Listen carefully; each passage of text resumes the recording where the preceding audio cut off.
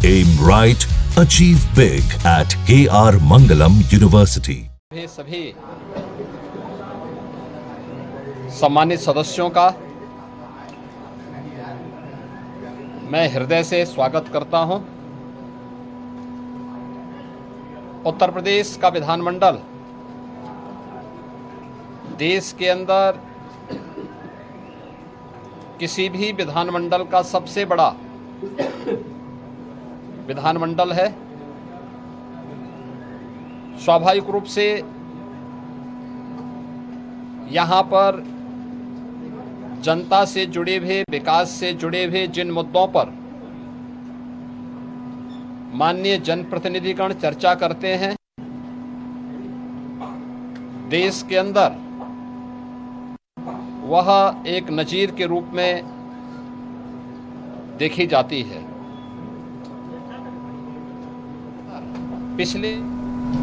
वह एक नजीर के रूप में देखी जाती है। पिछले 8-8.5 वर्ष के अंदर उत्तर प्रदेश विधानमंडल ने अनेक उपलब्धियां हासिल की हैं। अनेक महत्वपूर्ण मुद्दों को चर्चा का विषय बनाया है। जनता से जुड़े हुए मुद्दों पर सार्थक चर्चा को आगे बढ़ाने का काम किया है। और इस बार का सत्र भी काफी महत्वपूर्ण सत्र है। इसमें जनता से जुड़े हुए मुद्दों को लेकर 25 करोड़ की आबादी की आकांक्षाओं को पूरा करने के उद्देश्य से विधायिका की भूमिका किस रूप में आगे बढ़ती है, इन सब पर बहुत महत्वपूर्ण एजेंडे के साथ हम लोग इस सत्र में, यहाँ पर मानसून सत्र में यहाँ पर उपस्थित हुए हैं। आज से सत्र प्रारंभ होगा, तो सत्र प्रारंभ होने के साथ ही क्वेश्चन आवर, जिसमें माननीय सदस्यों के द्वारा जनता से जुड़े हुए महत्वपूर्ण मुद्दों को प्रश्न पूछे जाएंगे। 0 आवर में अपनी बातों को रखा जाएगा और सरकार की तरफ से उन सब का एक सार्थक जवाब भी उपलब्ध करवाया जाएगा। इसके साथ ही अन्य महत्वपूर्ण मुद्दों पर मानसून सत्र है, तो स्वाभाविक रूप से बाढ़ से जुड़े हुए मुद्दे भी उठ सकते हैं। इसके अलावा अत्यधिक बारिश के कारण जल जमाव से जुड़े हुए मुद्दे भी उठेंगे।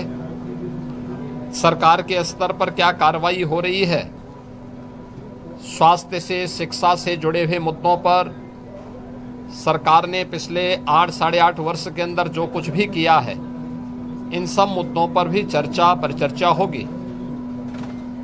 यह सत्र इस बार का इसलिए भी महत्वपूर्ण होगा कि आदरणीय प्रधानमंत्री जी की प्रेरणा से देश की स्वाधीनता दिवस का अमृत काल का यह 3रा वर्ष है। और इस 3रे वर्ष में यद्यपि प्रधानमंत्री जी ने देश की स्वाधीनता दिवस के अवसर पर पूरे देशवासियों को विकसित भारत के साथ जुड़ने का आह्वान किया था। विकसित भारत, विकसित उत्तर प्रदेश, आत्मनिर्भर भारत, आत्मनिर्भर उत्तर प्रदेश। विकसित उत्तर प्रदेश और आत्मनिर्भर उत्तर प्रदेश के लिए सरकार का और उत्तर प्रदेश वासियों का विजन क्या है, पहली बार देश के किसी सदन में इस मुद्दे पर चर्चा होगी। और इसके लिए भी मैं सभी सम्मानित सदस्यों से कल दलीय नेताओं की बैठक में भी इस पे चर्चा हुई थी और दलीय नेताओं की बैठक में भी इस पर बहुत सारे मुद्दों को आगे बढ़ाने के बारे में एक सहमति बनी थी। 13 और 14 अगस्त को लगातार 24 घंटे तक उत्तर प्रदेश विधानमंडल में इस पे चर्चा होनी है और चर्चा के बाद सरकार के द्वारा कैसे इस विजन डॉक्यूमेंट को नीति आयोग के मार्गदर्शन में विशेषज्ञों के सहयोग के साथ आम जनता के साथ साथ हर तबके के नागरिकों की सहभागिता इसमें सुनिश्चित हो, इसको लेकर के विस्तृत कार्य योजना की घोषणा भी हम लोग सदन में करेंगे और उस कार्यक्रम को आगे बढ़ा करके आगामी 25 वर्ष की कार्य योजना को लेकर के सरकार अपने विजन को सदन के पटल पर रखेगी और उस कार्यक्रम को एक समय सीमा के अंदर तैयार करते हुए विकसित भारत विकसित उत्तर प्रदेश के इस संकल्प को आगे बढ़ाने की चर्चा का केंद्र बिंदु हमारा सदन बनेगा। मेरी अपील होगी कि सरकार ने पिछले 8-8 वर्ष के अंदर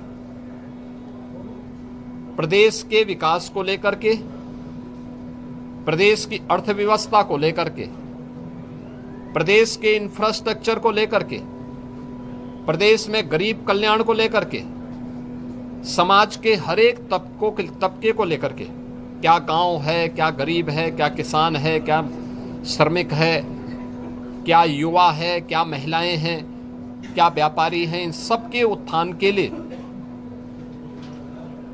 बेहतरीन प्रयास किए हैं और उसकी चर्चा देश के अंदर भी होती है। देश उसको सराहता है। तमाम राष्ट्रीय और अंतर्राष्ट्रीय संस्थाओं ने उसकी मुक्त कंठ से प्रशंसा की है। उत्तर प्रदेश के परसेप्शन में जमीन आसमान का अंतर आया है, लेकिन उस सब के बावजूद हम स्वागत करेंगे उन सभी प्रस्तावों का जो सदन में चर्चा के लिए आएंगे, जनता से जुड़े हुए होंगे, उत्तर प्रदेश के विकास से जुड़े हुए होंगे, उत्तर प्रदेश के युवाओं से जुड़े होंगे। उन सभी मुद्दों पर चर्चा करने के लिए सरकार तैयार है। सरकार ने अपने कार्यक्रम का हिस्सा भी बनाया है कि इन सब पर जवाब सभी विभाग उसका उपलब्ध कराने के लिए तैयार होंगे, लेकिन एक सार्थक चर्चा हो, नकारात्मकता न आए, न्यूसेंस क्रिएट करके हम लोग जनता के जुड़े हुए मुद्दों पर समय को जाया न करने दें। ये मेरी अपील सभी अपने प्रतिपक्षी दलों से भी होगी कि वे इन सभी बातों को ध्यान में रख करके अगर सदन में इन मुद्दों पे चर्चा कराएंगे तो एक सार्थक चर्चा भी हो पाएगी, हम किसी निष्कर्ष पर पहुंच पाएंगे।